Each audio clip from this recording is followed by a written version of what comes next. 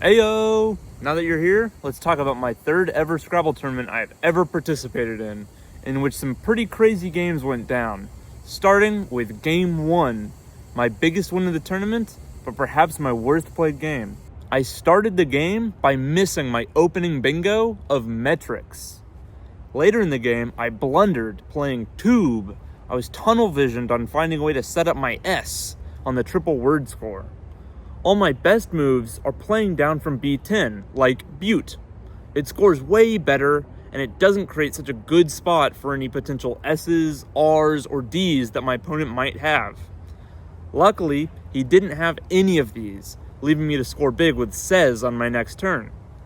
This was actually also a mistake. Not only did I miss plays like Sexton that play my X instead of my Z, the latter of which has a really nice place for me to play it next turn, but I also missed the 104-point zones, getting the Z on the double letter score and making a bunch of overlaps. I was so excited to play says, I entirely missed these better plays. After my opponent gives me easy access to the triple word score with eel, I pounce on the opportunity to play no, missing either place to play hoax. This also would have blocked my opponent's next move of dojo. I then play T, missing a good opportunity to get my X on the triple word score with axone or taxon. After my opponent's play of tine, I get my X on the triple letter score with my highest scoring move of nix. But my best moves are still plays like axone and axon that take triple word scores away from my opponent. After I play routing, the game is truly over for him, even though I missed the bingo of ultra hip later in the game. I then managed to stick the poor guy with the Q in the end game, leading to a 446 to 177 victory. Oh yeah, did I mention it was this guy's first tournament? Not just that, but his first game in his first tournament.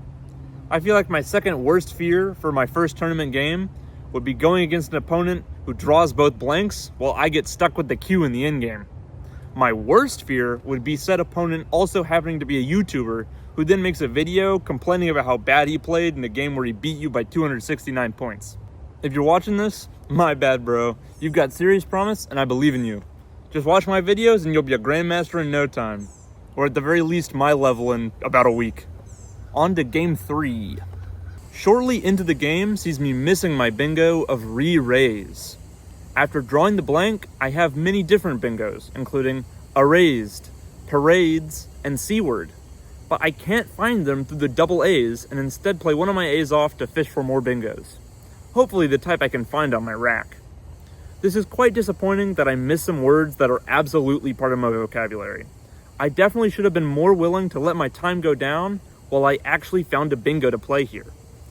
After playing off my A, I simply draw another A and still have all the possibilities of my last turn, as well as plays like dataries and radiates. I still don't see any of these bingos and just play law, still trying to get rid of a second A that isn't actually hurting me like I think it is. I actually draw the second blank after law, and even I can find a bingo here, playing praised for 75. I did, however, lose 10 points by not playing hatreds, making some valuable underlaps, including cheese. On turn 8, I actually play my best move of oi and yam. But on turn 9, I miss bingos like fiestas. How embarrassing. I am very familiar with the word fiestas, in Spanish at least.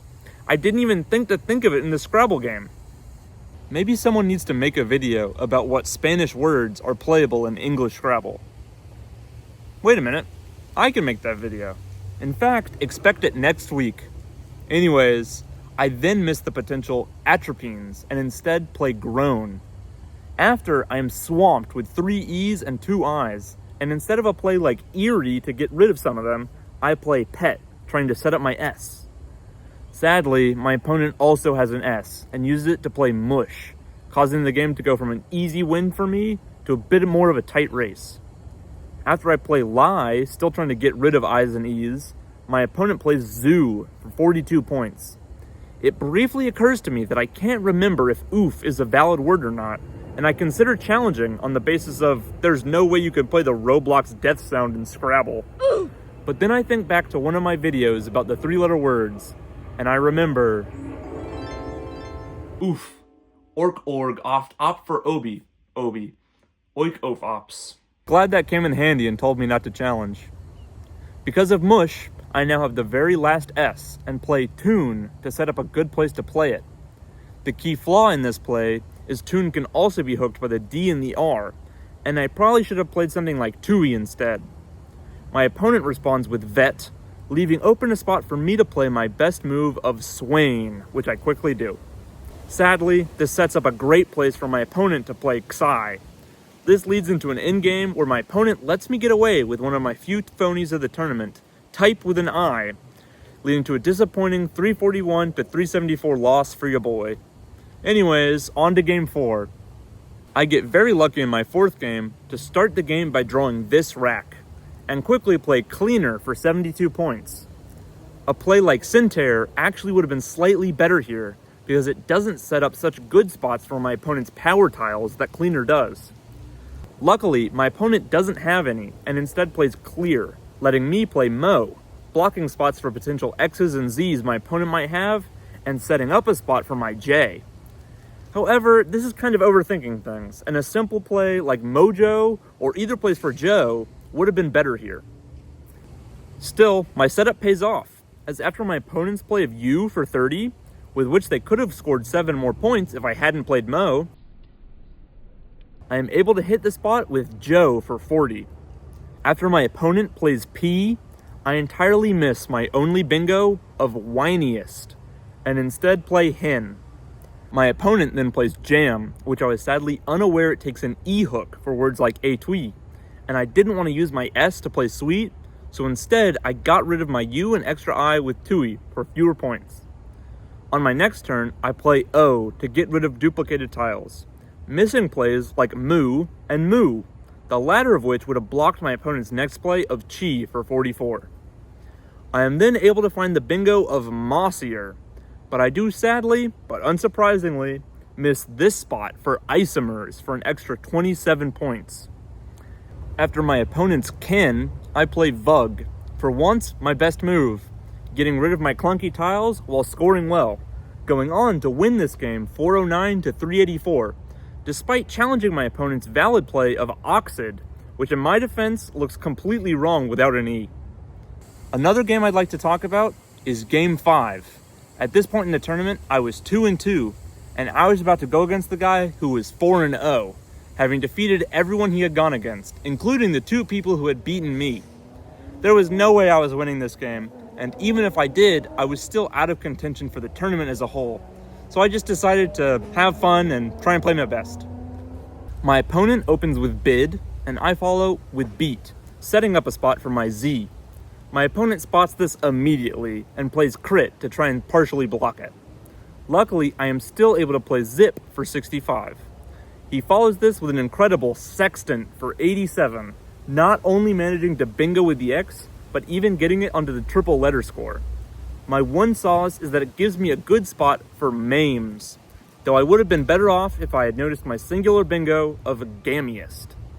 He then plays Void, which I hook with my highest scoring move of Wager to form Avoid. He then bingos with a Lusting. I follow with Gi, but a play like Baji would have been much more recommendable. My opponent plays Chi to get rid of his Q, and I play Ab, setting up plays that hook Jag. For some reason, I was unaware of the word Janana, a word that everyone knows and uses every day. After my opponent gets stuck with awful tiles and exchanges 6, I'm able to cash my setup with Raj for 53.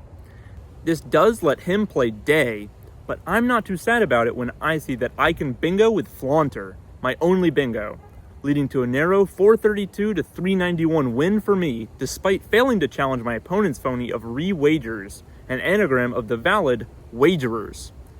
And now for the craziest, zaniest game of the entire tournament.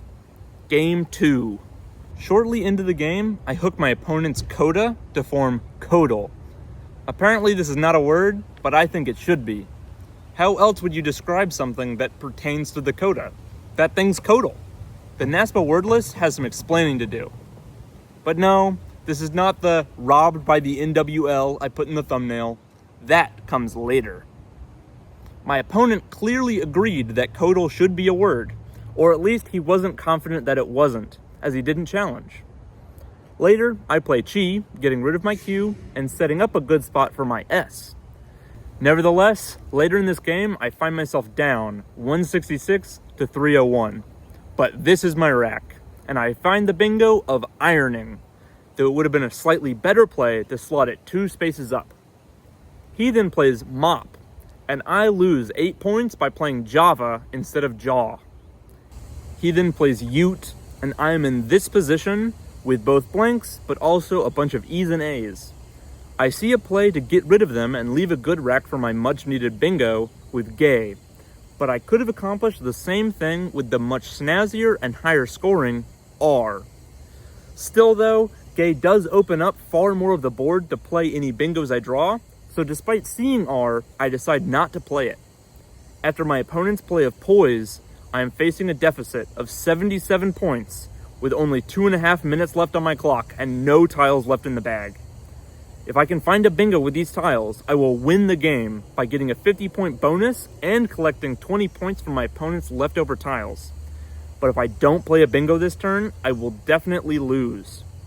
I burn 2 of my remaining minutes looking for bingos, but I can't find anything that I'm certain is valid. In the end, I go for the play I think sounds most reasonable. Waffly, making my blanks into an F and an L. You know, waffly, a word meaning resembling a waffle. Synonym of words like waffle-like or waffle-esque. Similar to words like pancakey or French toastish. My opponent even found the word pretty believable and might not have challenged if it had not been my outplay. However, having nothing to lose, he challenged, and devastatingly for me, it came back invalid. In fact, words like waffle-like, pancakey, and even French toastish apparently aren't valid either. Are you kidding me, NWL? Are you telling me you've never been in a scenario where you've had to say waffly, where you've had to be like, this waffle is far more waffly than this other waffle? We've literally all been in that situation. I use waffly every single day. Nah, I'm just joking. But anyway, after challenging my play, my opponent makes quick work of me in the endgame, with me playing my last move with only 2 seconds left on my clock, leading to his 425 to 305 victory. So, what would have happened if waffly was actually in the Scrabble dictionary, as it should be? Well, it would have led to me winning this game 385 to 365.